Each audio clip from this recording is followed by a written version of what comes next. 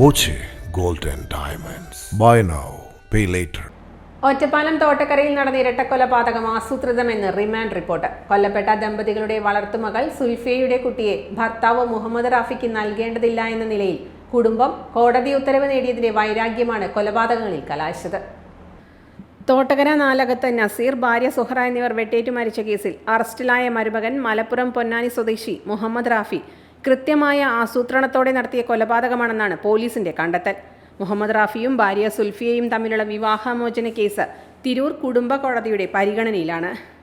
കോടതി ഉത്തരവ് പ്രകാരം ഇവരുടെ 3 വയസ്സുകാരൻ മകൻ മുഹമ്മദ് ഇഷാനെ റാഫിക്കൊപ്പം ആഴ്ചയിലൊരിക്കൽ വിട്ടയക്കാൻ കോടതി ഉത്തരവിട്ടിരുന്നു. ഇത് പ്രകാരം കുട്ടിയെ മുഹമ്മദ് റാഫി കൊണ്ടുപോയെങ്കിലും കോടതി നിശ്ചയിച്ച സമയത്തിന് ശേഷം കുട്ടിയെ തിരികെ നൽകിയില്ല. ഇതിനിടെ ഇയാൾ ലഹരിക്കേസിലും പ്രതിയായി. ഇതിനു പിന്നാലെയാണ് കുട്ടിയെ ഇനി പിതാവിന് നൽകേണ്ടതില്ല എന്ന നിലയിൽ സുൽഫിയ കോടതിയിൽ നിന്ന് ഉത്തരവ് നേടിയത്. ഇതിന്റെ വൈരാഗ്യമാണ് അരും കൊലയിൽ കലാശിച്ചത്. റാഫി അടുക്കള ഭാഗത്തുകൂടി വന്നാണ് നസീറിനെയും സുഹറയെയും കത്തികൊണ്ട് കുത്തിക്കൊലപ്പെടുത്തിയത്. നസീറിന്റെ നെഞ്ചിലേറ്റ ആഴത്തിലുള്ള മുറിവാണ് മരണകാരണം. ഇതുൾപ്പെടെ 4 ഇടത്ത് കുത്തിയിട്ടു. കത്തി വയറിൽ തുളച്ചു കയറിയ നിലയിൽ ഇൻക്വസ്റ്റിനിടെ പോലീസ് കണ്ടെത്തി. വയറിലേറ്റ കുത്താണ് സുഹറയുടെ മരണകാരണം.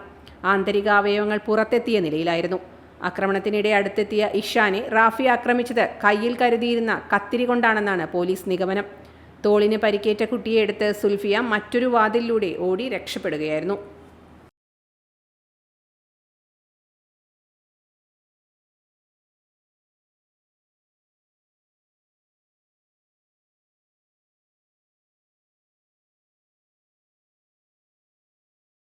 Time Kids Preschool, Mannannur road, Vaniyamkulam. .view News. കാഴ്ചകളാണ് ലോകം, കണ്ടു തുടങ്ങുക.